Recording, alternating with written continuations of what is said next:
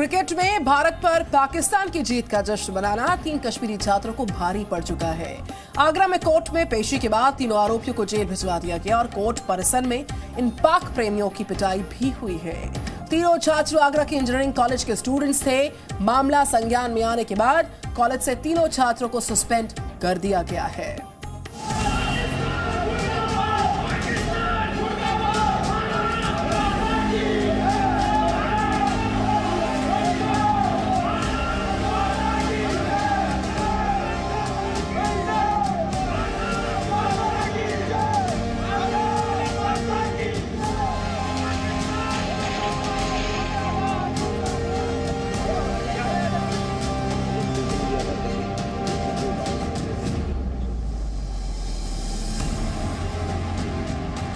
कश्मीरी छात्रों को पाकिस्तान प्रेम पड़ा भारी।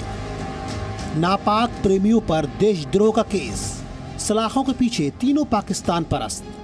अब देशद्रोहियों की खैर नहीं। तस्वीरों में नजर आ रहे ये वो तीनों कश्मीरी छात्र हैं जो खाते हिंदुस्तान का हैं लेकिन गाते पाकिस्तान का। क्रिकेट में भारत की हार और पाकिस्तान की जीत पर ये खुशी मनाते हैं। तीनों के नाम हैं अल्ताफ शेख, साकेत अहमद गनी और अरसीद यूसुफ।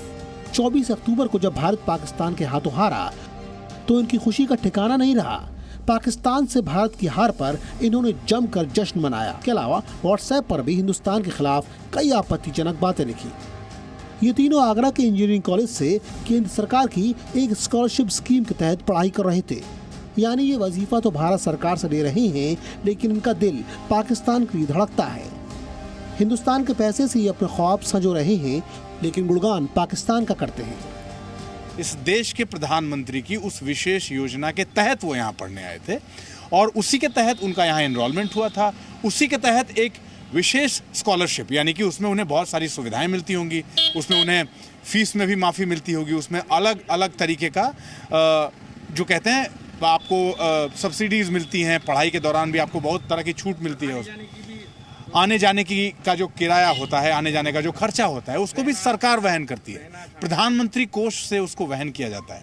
तो सोचिए, जिस देश की शिक्षा व्यवस्था में, जिस देश के पैसों पे वो स्टूडेंट्स यहाँ पढ़ रहे थे, जिन पैसों को खर्च करके उन्हें एक विशेष योजना के तहत यहाँ पढ़ाया जा रहा था, उस भारत के बारे में, उस देश के बारे में उनकी सोच क्या थी और वो सोच किस तरीके से बाहर आई और उस सोच के बाहर आने के बाद जो कॉन्सिक्वेंसेस थे वो ये थे जो आप सबको पता है। इन पाकिस्तान प्रेमियों के ईमान पर शक क्यों न किया जाए, जो भारत को अपना देश ही नहीं मानते, पाकिस्तान की जीत का जश्न मनाते हैं और देश विरोधी नारे लगाते हैं।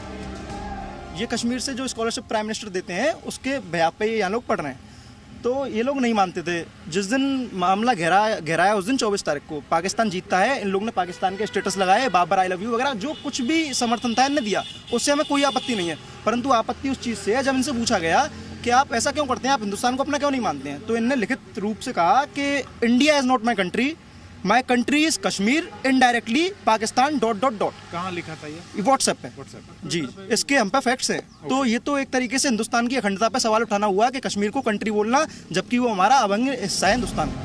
भारत की सरजमी पर दुश्मन देश की जय जयकार करने वाले इन देशद्रोहियों की अब खैर नहीं। इस नापाक हरकत पर योगी सरकार बेहद सख्त है। पाकिस्तान की जीत का जश्न मनाने वाले इन तीनों छात्रों को जेल भेज दिया गया है और अब इन पर देशद्रोह का केस चलेगा। कोर्ट में पेशी के दौरान लोगों का आक्रोश भी इन पर फूट पड़ा। कोर्ट परिसर में इन छात्रों की पिटाई कर दी गई। देश के भीतर मौजूद पाक प्रेमियों और देश विरोधी नारे लगाने वालों के खिलाफ देश के कई हिस्सों के लोगों में गुस्सा है। लोग सड़कों पर उतर रहे हैं और देश के गद्दारों के खिलाफ सख्त कार्रवाई की मांग कर रहे हैं। अपने देश में रहकर पाकिस्तान की पैरवी करने वालों की अब खैर नहीं। नए हिंदुस्तान में जो भी देश विरोधी है उन पर कोई रियायत नहीं होने वाली। पाक प्रेमी गैंग पर नकेल कसी जा रही है। आगरा से अमित प्रकाश के साथ ब्यूरो रिपोर्ट, जी मीडिया।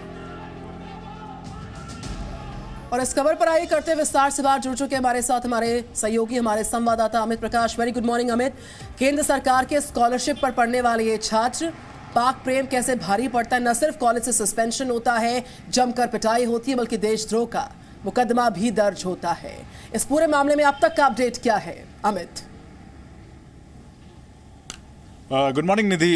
इसमें मैं लगातार कल जब रिपोर्टिंग कर रहा था, एक बात जो मुझे हर बार जहन में आती थी कि हम पूरी दुनिया में एक मंत्र देते हैं, वसुधैव कुटुंबकम का, the world is our family. और जब हम ये बात कहते हैं तो पूरी दुनिया उस आचरण को, हमारे उस व्यवहार को, उसको आगे बढ़ाती है, उस सोच को आगे बढ़ाती है।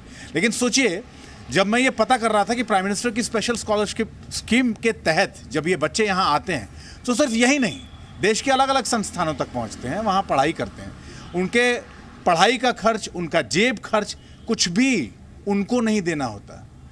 प्राइम मिनिस्टर ऑफिस की एक खास यूनिट जम्मू कश्मीर में होती है ऐसे छात्रों के चुनाव के लिए, और उन छात्रों को जम्मू कश्मीर से चुना जाता है और फिर उनको देश के अलग अलग राज्यों के शिक्षण संस्थानों में भेजा जाता है पढ़ने के लिए। और उसका मकसद क्या है? उनको मुख्य धारा, हमारी मुख्य धारा से जोड़ने के लिए। हम चाहते हैं वो सब आगे बढ़ें, वो सब अपने अपने घरों में जो उम्मीदें उनके माँ बाप ने उनसे रखी हैं उसको पूरा करें। लेकिन जिस देश के बारे में जो मैं लगातार कह रहा था और कल से कह रहा हूं कि जिस देश के बारे में, जो देश उनके बारे में ये सोचता है, उस देश के बारे में, उस देश की क्रिकेट टीम के बारे में, उस देश के क्रिकेट के खिलाड़ियों के बारे में वो क्या सोचते हैं, उनकी राय क्या है, उनकी सोच क्या है। और उसका आगे का अपडेट ये है निधि कि जब ये पूरी घटना सामने आई और उस घटना के सामने आने के बाद कैंपस में पुलिस पहुंची, एफआईआर दर्ज हुई। एफआईआर दर्ज होने के बाद उन छात्रों ने अपने व्हाट्सएप पे स्टेटस लगाया, उसमें बुरहान वानी की तस्वीर थी, उसमें स्टेटस लगाया गया कि हम आज़ादी चाहते हैं। आप ये सोचिए किस तरह की सोच है ये। और कल सुधीर जी कह भी रहे थे, जब डीएनए एनालिसिस में हम लोग इस स्टोरी को आगे बढ़ा रहे थे, तो उन्होंने कहा कि हमें देश के बाहर से दुश्मनों की ज़रूरत नहीं है, हमें बाहर के दुश्मनों की ज़रूरत नहीं है। अगर इस तरह के दुश्मन, इस तरह के लोग हमारे देश में खुद मौजूद हैं, हमें दुश्मनों की क्या ज़रूरत है।